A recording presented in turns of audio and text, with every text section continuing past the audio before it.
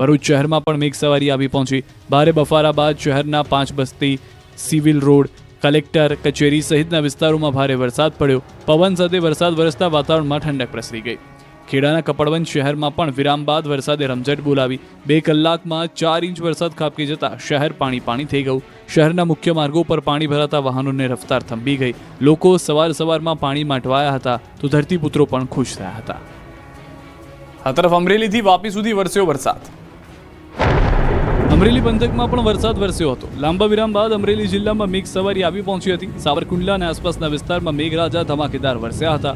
ભારે વરસાદથી રોડ ભીંજાયા હતા। બફારામાંથી લોકોને છુટકારો મળ્યો હતો। વરસાદ આવતા ખેડૂતોમાં ખુશી જોવા મળી। તો બોટાદના બરવાળા પંથકમાં પણ વરસાદે રમઝટ બોલાવી। સવારથી જ ઘેરાયેલા વાદળો સાંજ પડતા વરસી પડ્યા હતા। ધોધમાર વરસાદ પડતા બરવાળા રોડ પર પાણી વહેતા થયા હતા। શહેરના ખારા વિસ્તાર, ધોલેરિયાપરા, કેશવનગર, કુંડળ દરવાજા, ખોડિયારનગર સહિતના વિસ્તારમાં ધોધમાર વરસાદ પડ્યો। બીજી તરફ રૂજીદ, વહિયા, કુંડળ, કાપડિયાળી, ખમીદાણા, રામપરા સહિતના ગામોમાં વરસાદ પડ્યો।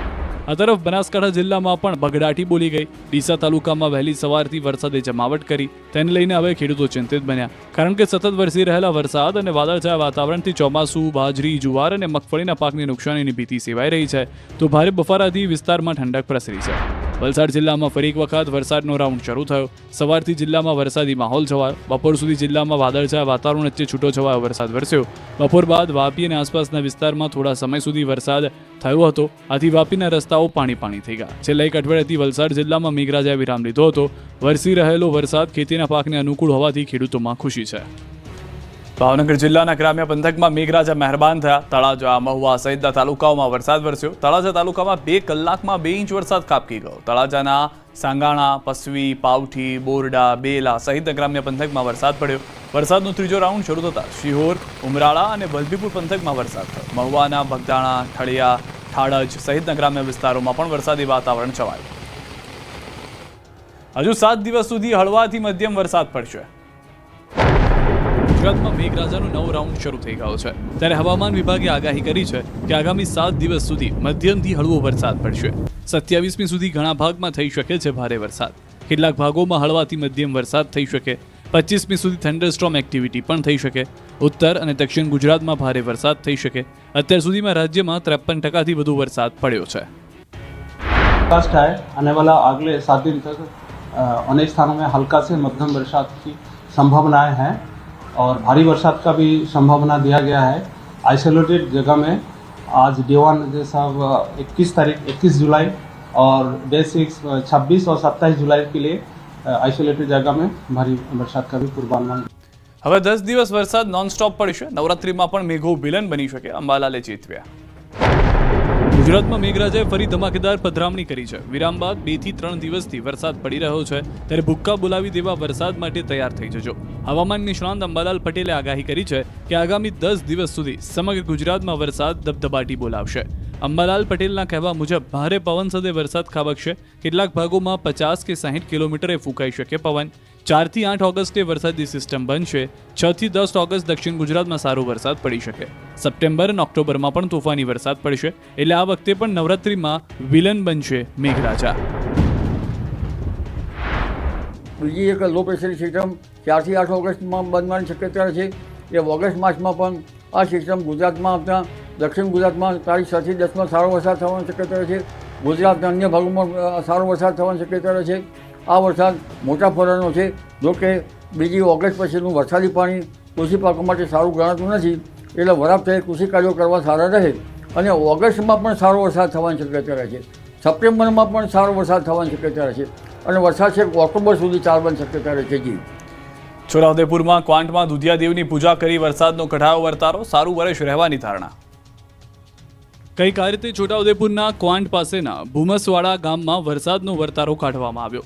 દુધિયાદેવનો ઉત્સવ ઉજવીને આખું વર્ષ કેવું રહેશે તેનું અનુમાન કરવામાં આવ્યું। સિઝનનો વરસાદ વરસી ગયા બાદ વાવણી કરેલો પાક ઉગી નીકળ્યો। બાદમાં ગામના લોકો ભેગા મળ્યા અને દુધિયાદેવની ઉજવણી કરી। 2 કુંવારા યુવાનો સાડજ ઝાડના ડાળીઓ બાંધી વાઘ બિલાડી જેવા વાઘા પહેરી દેવોને પગે લાગતા ઊંધા પગે આવ્યા અને દુધિયાદેવ સમક્ષ એક ખાડામાં ગયા વર્ષે જમીનમાં દાટેલા ગોળ પથ્થરને બહાર કાઢ્યો હતો। પાણી, દૂધ, દહીં, ઘીથી નવડાવી પૂજા કરી ગણતરી કરી. જો ખાડામાં પથ્થર દાટેલા હતા એ જ ખાડામાં આ એક કળશ દૂધ ખાડામાં ભરવામાં આવ્યું. 1 કલાક બાદ ખાડાનું દૂધ ફરી કળશમાં ભરી માપવામાં આવ્યું. ખાડામાં જેટલું દૂધ રેડ્યું હતું એટલું જ દૂધ નીકળતા વર્ષ સારું રહેવાનું અનુમાન છે. તેમજ ગયા વર્ષે 126 પથ્થર દાટેલા હતા અને આ વર્ષે 128 પથ્થર નીકળ્યા, જેથી ગામની સારી પ્રગતિ થશે અને વરસાદ પણ પ્રમાણસર પડશે તેવી આગાહી કરાઈ છે. આ અનોખી ઉજવણી માટે આખું ગામ ઉમટ્યું હતું. જે પૂજન થયું છે એમાં 125 ઘોડા આગલી વખતે હતા, તો આ વખતે 127-28 કંઈક છે. તો આ વર્ષે વર્ષ સારું રહેશે એવું લોકોની ગામ લોકોની કહેવાની માન્યતા છે. ગયા વર્ષે 126 હતા કંઈક અને આ વખતે 128 છે. તો ગામમાં સુખ સમૃદ્ધિ અને સારું રહેશે તેવું માનવું છે લોકોનું. માતર કેનાલમાં ભ્રષ્ટાચારનું ગાબડું પડતા આસપાસના ખેતરો બન્યા નદી.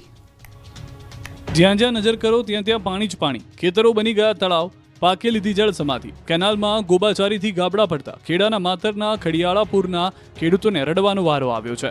કેનાલમાં કામ લોટ પાણી અને લાકડા જેવું કરવામાં આવતા કેનાલ તૂટી હતી. મસમોટું ગાબડું પડતા કેનાલનું ધસમસતું પાણી આસપાસના ખેતરોમાં ફરી વળ્યું હતું. ખેડૂતો મહા મહેનતે વાવેલા ડાંગર સહિતનો પાક પાણીમાં ડૂબી ગયો. ખેડૂતોએ પોતાના દાગીના ગીરવે મૂકી ડાંગરની રોપણી કરી. ખેતરોમાં 2-3 ફૂટ પાણી ભરાઈ જતા અંદર જવું પણ મુશ્કેલ બન્યું. કેનાલના પાણી ફરી વળતા પાક બળી જવાનો ખતરો છે. હજારો વીઘા જમીનમાં પાકની પથારી ફરી જશે. આ અંગેની ખેડૂતોને જાણ થતાં ખેડૂતો ખેતરે પહોંચ્યા હતા, રોષ વ્યક્ત કર્યો હતો. આ અંગે અનેકવાર સિંચાઈ વિભાગની રજૂઆત કરવામાં આવી છતાં કાર્યવાહી કરવામાં ન આવતા ખેડૂતોને હાલ માથે ઓઢીને રડવાનો વારો આવ્યો છે. સુરતના ઉધનામાં ગરનાળામાં ભરાયું પાણી. સુરતના ઉધનાથી લિંબાયતને જોડતું ગરનાળું લોકો માટે માથાનો દુખાવો બની ગયું છે. સામાન્ય વરસાદમાં જ અહીં પાણી ભરાઈ જતા લોકોને પાણી વચ્ચેથી પસાર થવાની ફરજ પડી રહી છે. વર્ષો જૂના ગોવિંદનગર ગરનાળામાં પાણી ભરાઈ જતા અવરજવર માટે લોકોને મુશ્કેલી પડી રહી છે. લોકોનું કહેવું છે કે ચોમાસામાં વરસાદ હોય કે ન હોય ગરનાળામાં પાણી ભરાઈ રહે છે, જેના કારણે રાહદારીઓ વાહન ચાલકોને ભારે પરેશાની રહે છે. રોડનું અને ખાડીનું પાણી પણ ગરનાળામાં આવે છે, જેથી પાણીથી લોકો નીકળી પણ શકતા નથી. લાંબો ચક્રાઓ ખાવો પડે છે. રાજકોટ જેતપુર હાઈવે મુદ્દે કોંગ્રેસે કર્યો ચક્કાજામ. રોડ નહીં તો ટોલ નહીંના નારાથી રાજકોટ જેતપુર હાઈવે ગુંજી ઉઠ્યો. રાજકોટ જેતપુર 6 લેન હાઈવેની નિર્માણ કામગીરી શરૂ છે અને આ કામગીરી છેલ્લા 1 વર્ષથી સૌરાષ્ટ્રવાસીઓ માટે માથાના દુખાવા સમાન બની ગઈ છે. ઠેર ઠેર ખાડા પડી જતા હાઈવે હક સમિતિ અને કોંગ્રેસ ચક્કાજામ કરી વિરોધ દર્શાવી ઘોર નિંદ્રામાં સૂતેલા તંત્રને જગાડવાનો પ્રયાસ કર્યો. બિનકાયદે વસૂલાતા